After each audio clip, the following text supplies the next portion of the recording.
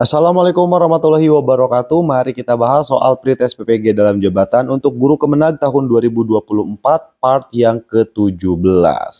Kita mulai dari soal nomor 1. Sebagai seorang pendidik, guru perlu memahami landasan pendidikan. Berikut ini merupakan salah satu manfaat mempelajari landasan pendidikan bagi pendidik atau guru adalah titik-titik. Nah, kira-kira mana jawabannya ya? Apakah A mampu meningkatkan perkembangan pola pikir dan pola kerja pendidik tentang bagaimana seharusnya melaksanakan praktek pendidikan?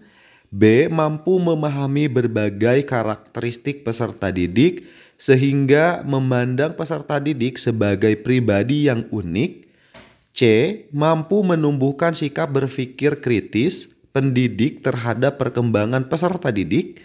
D mampu membantu pendidik dalam menentukan metode pembelajaran yang tepat digunakan dalam situasi tertentu di kelas. Ataukah yang E mampu memahami berbagai pasal-pasal dalam Undang-Undang Dasar dan peraturan yang berlaku di Indonesia terkait dengan pendidik. Nah, kita harus mencari jawaban yang paling tepat ya. Mari kita bahas, jangan lupa di like, di share. Jadi jawabannya adalah di sini dituliskan ya, saya sudah tulis di sini, yaitu memahami landasan pendidik bermanfaat dalam pengembangan wawasan kependidikan yang berkaitan dengan berbagai asumsi.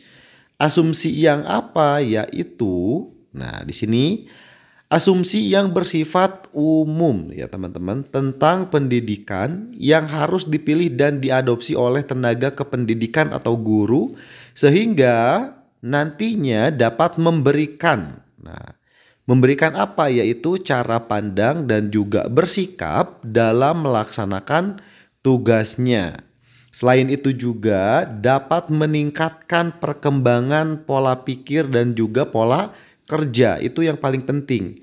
Yaitu tentang apa? Mengenai bagaimana seharusnya melaksanakan praktek pendidikan ataupun kerja sebagai guru. Jadi jawaban yang tepat yang mana? Jawaban yang tepat adalah nah, kita lihat jawaban yang tepat adalah yang A. Nah, ya, jadi mampu meningkatkan perkembangan pola pikir. Jadi secara berpikir juga berkembang, pola kerja juga berkembang gitu ya. Sehingga menjadi seorang pendidik atau guru yang cakap gitu. Oke, kita lanjut soal berikutnya, berarti soal nomor 2. Pada suatu kegiatan pembelajaran diperoleh data banyak siswa yang tidak aktif. Nah, Anda sebagai seorang guru harus melakukan pendekatan pembelajaran yang tepat. Pendekatan yang tepat adalah untuk mengatasi masalah tersebut apa? Nah, tadi kan siswanya tidak aktif. Kira-kira pendekatan yang tepat apa? Apakah A kontekstual, B scientific, C deduktif, D induktif, atau E konstruktivisme? Mari kita lihat pembahasannya. Jangan lupa di like, di share. Nah, di sini kan ada maksud dari pendekatan pembelajaran. Ya, kita bahas satu-satu. Di sini ada konstruktivisme. Ya, opsi jawaban yang E. Konstruktivisme itu adalah ketika siswa mampu membentuk konsep sendiri. Ya, jadi siswa itu membentuk konsep sendiri. Nah, itu konstruktivisme. Lalu ada pendekatan kontekstual, artinya siswa aktif dalam menciptakan pembelajaran yang bermakna. Nah, itu siswa aktif. Lalu pendekatan saintifik. Nah, saintifik adalah membentuk pembelajaran yang aktif. Nah, ini membentuk pembelajaran yang aktif. Kalau tadi kan kontekstual siswa aktif. Kalau yang saintifik membentuk pembelajaran yang aktif. Lalu ada deduktif. Nah, deduktif apa? Penguatan konsep dan berpikir logis. Nah, itu deduktif. Sedangkan induktif adalah terampil dalam membuat kesimpulan. Jadi jawaban yang tepat yang mana? Jawaban yang tepat adalah yang B. Ya, yaitu saintifik. Ya, jadi jawabannya adalah saintifik, yaitu membentuk pembelajaran yang aktif. Itu kan salah satu tugas guru. Oke, kita lanjut soal nomor 3. Pada model pembelajaran abad ke-21, nah ini banyak ya teman-teman soal seperti ini biasanya lebih memprioritaskan pada kemampuan menghasilkan produk dan menekankan otonomi belajar meliputi merancang, lalu melaksanakan dan mengevaluasi hasil belajarnya adalah apa? Ya, apakah A pembelajaran kooperatif, B bermain peran dan simulasi, C pembelajaran berbasis proyek, D pembelajaran diskusi online, ataukah E pembelajaran kontekstual? Nah, ini sangat mudah jawabannya pasti yang C.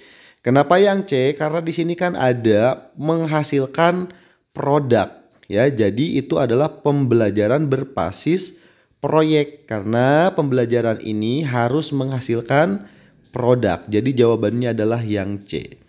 Oke, kita lanjut soal nomor 4. Berikut ini adalah kompetensi seorang guru kecuali. Ya, sekali lagi berikut ini adalah kompetensi sosial seorang guru. Nah, kan salah satu kompetensi itu adalah kompetensi sosial. Nah, kecuali mana? Ini contohnya. A bisa berkomunikasi dengan lisan, dengan santun. Nah, ini betul ya. Sebagai seorang guru, lalu B dapat menggunakan teknologi komunikasi dan informasi secara fungsional, ini juga tepat. C bergaul secara efektif dengan orang tua siswa, ini juga tepat. Lalu D dapat menjadi teladan bagi siswa dan masyarakat. E menerapkan prinsip persaudaraan sejati dan semangat kebersamaan, nah ini juga tepat. Nah, kalau yang D ini kurang tepat ya. Jadi jawabannya yang D karena ini menjadi teladan bagi siswa dan masyarakat itu adalah kompetensi kepribadian. Ya, kompetensi kepribadian. Gitu ya. Jadi jawabannya adalah yang D. Jadi yang tadi adalah kompetensi sosial, yang D adalah kompetensi kepribadian. Oke, kita lanjut soal nomor 5. Apabila peserta didik belum siap untuk melakukan keterampilan berpikir tingkat tinggi, ya, ini high thinking or HOTS ya, high thinking order skill gitu ya.